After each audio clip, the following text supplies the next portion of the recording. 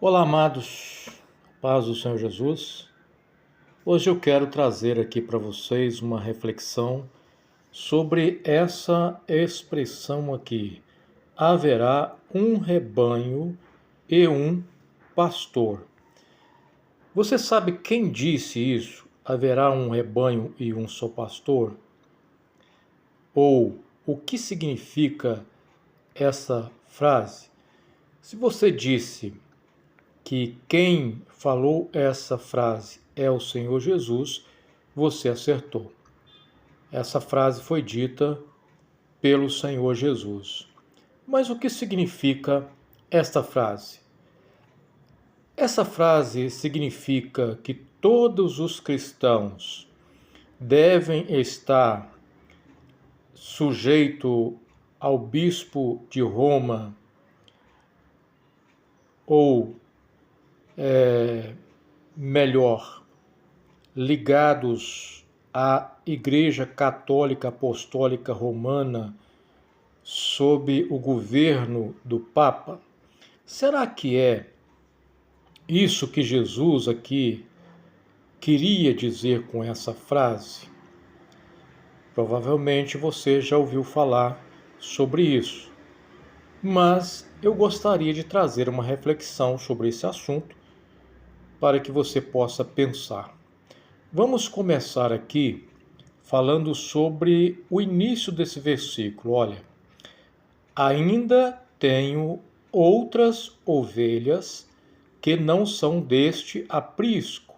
Também me convém agregar essas, e elas ouvirão minha voz. E haverá um rebanho e um pastor. Então Jesus está falando para um grupo de pessoas onde ele apresenta-se como pastor de um grupo de ovelhas e, ao mesmo tempo, fala de outras ovelhas que não estão nesse aprisco, mas que seriam agregadas também a esse aprisco. Bom, primeira coisa nós temos que pensar, quem é o pastor desse aprisco? Jesus. Jesus, o bom pastor. Ele se apresenta como o bom pastor. Aqui no versículo 14 diz: eu sou o bom pastor, conheço as minhas ovelhas. Então, nós temos Jesus no Evangelho de João, no capítulo 10, se apresentando como o bom pastor que possui ovelhas. Mas quem é o grupo de ovelhas que estava nesse aprisco quando Jesus está falando e a quem ele se referia ao dizer ovelhas de outro que não fazem parte desse aprisco? Para entendermos a questão, eu gostaria de trazer aqui um outro texto para o assunto. Agora no Evangelho de Mateus, capítulo 15, versículo de número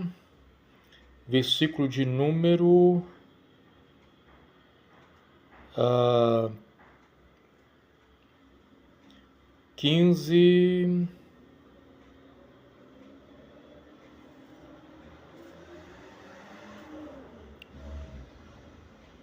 Vamos ver aqui. Bom, 15, versículo 24.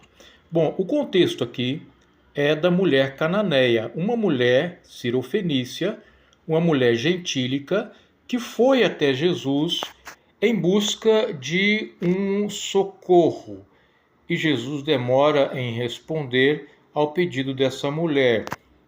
E ela vem gritando atrás deles, até que os seus discípulos intercedem também por ela.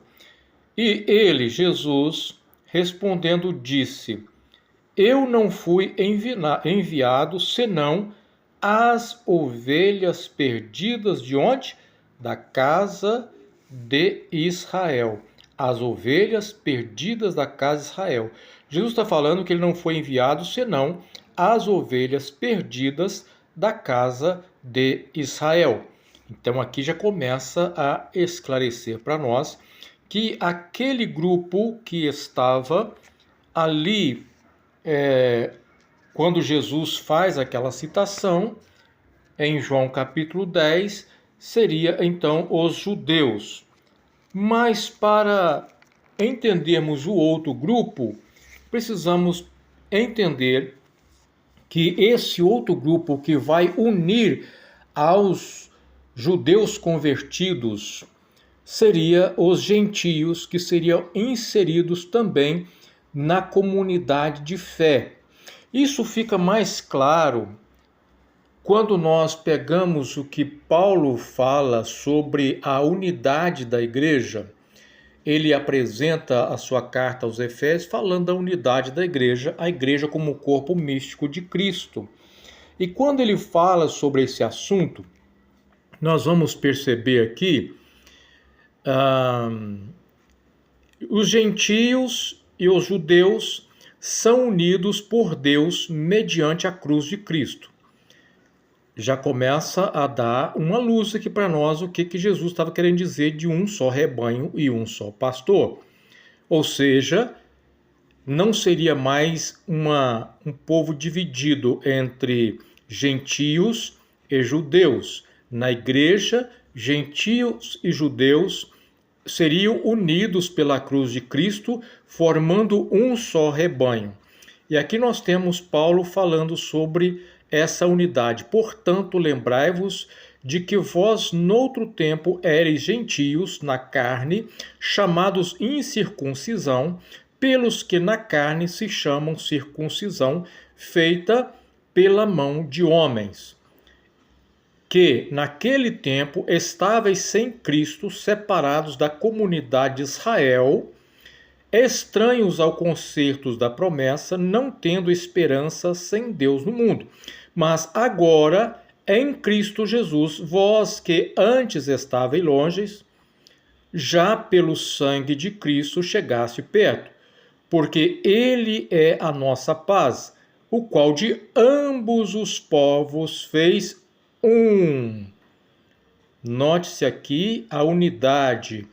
Na cruz de Cristo existe uma unidade de povos, um só rebanho. Derribada a parede da separação que estava no meio. Na carne desfez a inimizade, isso é, a lei dos mandamentos, que consistia em ordenanças para criar em si mesmo dos dois um novo homem, fazendo a paz. E pela cruz reconciliar ambos com Deus em um corpo, matando com ela as inimizades. E vindo, ele evangelizou a paz a vós que estáveis longe e aos que estavam perto, porque por ele ambos temos acessos ao Pai em um só Espírito. Assim já não sois estrangeiros, nem forasteiros, mas concidadãos dos santos e da família de Deus, edificados sobre o fundamento. Que fundamento é esse? O fundamento da igreja. O fundamento da igreja é o fundamento dos apóstolos e profetas. Porque o fundamento dos apóstolos e profetas apontam para quem? De Cristo Jesus, aponta para Cristo Jesus, que é a principal pedra de esquina, no qual todo edifício bem ajustado cresce para templo santo no Senhor, no qual também vós, juntamente, sois edificados para a morada de Deus no Espírito.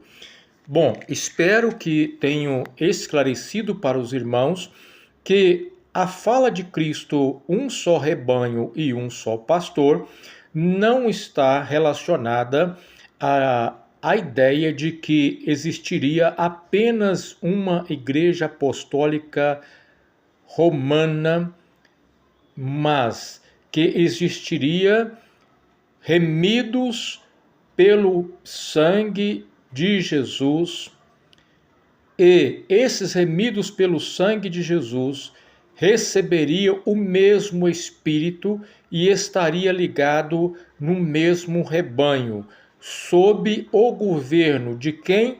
daquele que é o cabeça, que é o próprio Senhor Jesus. Paulo deixa claro isso aqui, e diz assim: sujeitou todas as coisas a seus pés e todas as coisas o constituiu como cabeça da igreja, que é o seu corpo, a plenitude daquele que cumpre tudo em todos. Então, a cabeça, o governo da igreja é Cristo Jesus. Ele quem governa a igreja.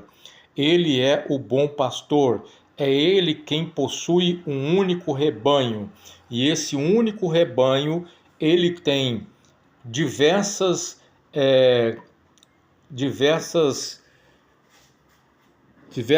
reuniões, podemos assim dizer, ou diversos grupos que se reúnem sob o mesmo governo de Cristo, tendo como regra de fé a palavra santa do Senhor Jesus, recebendo, portanto, o mesmo Espírito. Por isso nós vemos que a ideia de um só rebanho e um só pastor não é um ecumenismo ou uma unidade de todas as igrejas, tirando as diferenças, porque existe algumas pequenas diferenças entre cristãos, diferenças que são secundárias. Essas diferenças secundárias, elas não interferem na unidade da igreja. Nós temos diversidades na unidade. Como um só corpo possui muitos membros, sendo, portanto, diversos os ministérios que exercem função no corpo de Cristo, também podemos entender que as diversas denominações cristãs que seguem a fé cristã genuína, tendo como Cristo o principal cabeça da igreja, o governo da igreja está em Cristo Jesus, a centralidade está nele, a palavra dele é a regra de fé, podemos dizer que essas igrejas estão unidas pelo mesmo Espírito. Há diferenças doutrinárias secundárias que não quebram a unidade. Portanto, precisamos entender o que realmente Cristo e os apóstolos ensinaram sobre esta unidade. Essa unidade nunca foi ensinada por Cristo e pelos apóstolos, que a igreja do Senhor estaria sob o governo de um líder específico, como Pedro, supostamente o Papa, como ensina a teologia católica. Em nenhum texto bíblico nós temos esse ensino onde a igreja é ensinada a se submeter ao governo de um único líder. As igrejas que viviam naquele período em diversas cidades foram igrejas plantadas pelos apóstolos, e essas igrejas eram governadas por presbíteros e supervisionadas pelos bispos e pelos apóstolos de Jesus Cristo. Portanto, não há nada de se acrescentar à fala de Jesus para tentar dizer que a única e verdadeira igreja seria a Igreja Católica Apostólica Romana. Isso não foi entendido e nem ensinado também pelos pais da igreja. Quem estuda os pais da igreja vai ver que os pais da igreja não ensinaram também essa questão de todas as igrejas se submeterem a um único líder, ao bispo de Roma. Aliás, houve pais da igreja que se opuseram grandemente a essa tentativa de exaltação de um líder sobre as demais igrejas. Espero ter aqui esclarecido essa parte da fala de Jesus sobre ser um só rebanho e um só pastor. Se você é cristão, se você tem Cristo como o Senhor da sua vida, se você tem o Espírito Santo no seu coração, você é um cristão genuíno, então não se preocupe, estamos ligados todos em um só Espírito, em um só corpo, e fazemos parte de uma mesma igreja, a Igreja Una do Senhor Jesus.